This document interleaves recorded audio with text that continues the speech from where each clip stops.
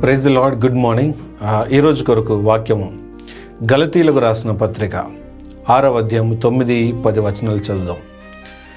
మనము మేలు చేయుట యందు విసుకక యుందము, మనము అలయక మేలు చేసితిమేని తగిన కాలమందు పంట కోతుము.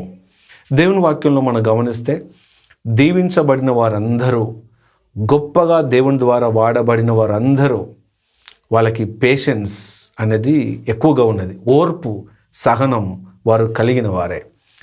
మనం దావీదు జీవితాన్ని గమనిస్తే సౌలు ద్వారా తరమబడ్డాడు, అణిచివేయబడ్డాడు. సౌలు తనని చంపడానికి ప్రయత్నం చేశాడు, హత్యాయత్నాలు ఎన్నో చేశాడు. అయినా సరే దావీదు ఓర్పును కలిగి సౌలుని క్షమించాడు, దేవుని వాగ్దానమును నమ్మాడు. దేవుడు తనని హెచ్చించడానికి ఆ తగిన సమయం కొరకు దావీదు వెయిట్ చేశాడు. అబ్రహాంకి దేవుడు వాగ్దానం చేశాడు. 25 సంవత్సరాలు అయిపోయింది. ఈ 25 సంవత్సరాలు అబ్రహాం ఓర్పుతో, సహనంతో దేవుని వాగ్దానం వైపు ఎదురు చూశాడు. తగిన కాలంలో దేవుడు అబ్రహాంని దీవించాడు. యోసేపు జీవితాన్ని గమనిస్తాం. యోసేపు ఐగుప్తులో అమ్మివేయబడ్డాడు. ఐగుప్తుకి తను అన్యాయంగా నిందించబడ్డాడు, చెరసాలకు వెళ్ళాడు.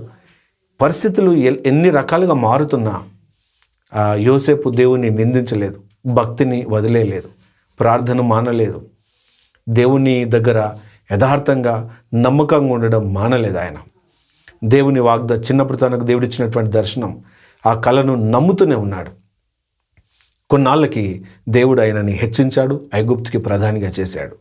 అంటే యోసేపుకి ఓర్పు, సహనము అనేది ఉన్నది. యేసుక్రీస్తు తను సేవలోనికి అడుగుపెట్టక ముందు, దేవుని ప్రణాళిక, దేవుని చిత్తం నెరవేర్చడానికి ముందు యేసుక్రీస్తు 30 సంవత్సరాలు వెయిట్ చేశాడు. 30 సంవత్సరం వచ్చినప్పుడు ఆయన పరిచర్యలోనికి అడుగుపెట్టి 3.5 సంవత్సరాలు గొప్ప పరిచర్య చేసి మనకు రక్షణ తీసుకొచ్చారు. ఆయన మనకు రక్షకుడు ఆయన. కాబట్టి మన జీవితంలో దేవుని వాగ్దానం, ఆశీర్వాదం పొందుకోవడానికి మనకి ఓర్పు, సహనం అనేది అవసరం. మేలు చేద్దాం. మేలు చేసిన వెంటనే మనం ఫలితం రాకపోయినా మనం నిరీక్షించి ఓర్పును కలిగి తగిన కాలంలో దేవుడు దీవిస్తాడు అని దేవుని వాగ్దానం పైన మనం నిలబడి ఉండాలి. తర్వాత 10వ వచనంలో, కాబట్టి మనకు సమయము దొరికిన కొలది అందరి ఎడలను విశేషముగా, అంటే ముఖ్యంగా విశ్వాస గృహమునకు చేరిన వారి ఎడలను మేలు చేయుదము. విశ్వాస గృహం అంటే అర్థం ఏంటి? విశ్వాస గృహం అంటే మన స్థానిక సంఘానికి, సహవాసానికి కొత్తగా ఎవరైతే చేర్చబడుతున్నారో వారికి మేలు చేయడంలో మనం విసుగక ఉండాలి. వారికి మేలు చేయాలి.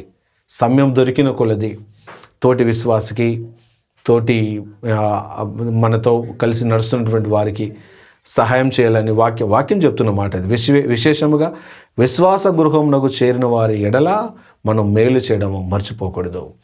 మనం ఏ మేలు చేసినా విశ్వాస గృహానికి, ఒక మాట చెప్పాలంటే సంఘానికి, పరిచర్యకు ఏ మేలు చేసినా తగిన కాలంలో దేవుడు దీవిస్తారు. దేవుడు మనల్ని దీవించినప్పుడు మనం స్వార్థంగా ఉండకూడదు. దేవునికి మనం సమయం దొరికిన కొలది దేవుడు నడిపించిన రీతిగా మనం సంఘం కొరకు ప్రత్యేకంగా ప్రార్థన అనేది అవసరం. ప్రతి సంఘానికి ప్రార్థన అవసరం. ప్రార్థన చేద్దాం, తోటి విశ్వాసులకు సహాయం చేద్దాం, మనకు సాధ్యమైనంత వారికి సహకారులుగా నిలబడదాం, వారిని ప్రోత్సహించి విశ్వాసంలో బలపరుద్దాం. తగిన కాలంలో దేవుడు నన్ను దీవిస్తాడు. నేను ఇంత చేశాను, దేవుడు నన్ను దీవించలేదు, నేను ఎన్నో చేశాను, దేవుడు నన్ను మర్చిపోయాడు, నేను ఇంకా ఇదే స్థితిలో ఉన్నాను అని అనుకోవడానికి వీల్లేదు. అబ్రహాం సంవత్సరాలు వెయిట్ చేశాడు, యోసేపు సంవత్సరాలు వెయిట్ చేశాడు. వీరందరూ ఓర్పును, సహనం కలిగి దేవుని వాగ్దానాలు, దీవెనలు అనుభవించారు. ఖచ్చితంగా దేవుడు నువ్వు చేస్తున్నటువంటి సహాయంను గుర్తిస్తున్నాడు. నువ్వు ఏ సహాయం చేసినా దేవుడు నీ సహాయంను గుర్తిస్తాడు. దానికి ఫలితాన్ని, 100 ఫలితాన్ని దేవుడు మనకు అనుగ్రహిస్తారు. ప్రార్థన చేద్దాం. యేసయ్య, మీ నామమున స్తుతిస్తున్నాం ప్రభువా. తండ్రి, మేలు చేయుట మానకండి అని మీరు తెలియచేశారు. ముఖ్యంగా విశ్వాస గృహమునకు చేరినటువంటి వారి ఎడల మేము ఏ మేలు చేసిన ప్రభువా, నువ్వు 100 మమ్మల్ని దీవిస్తావని మిమ్మల్ని స్తుతిస్తున్నాం. దినమంతా మీ సన్నిధిని మాకు తోడుగా ఉంచి ఆస్వాదించండి. యేసుక్రీస్తు పరిశుద్ధమైన నామములో ప్రార్థిస్తున్నాం మా పరమ తండ్రి. Amen. God bless you. Praise the lord. Have a blessed day.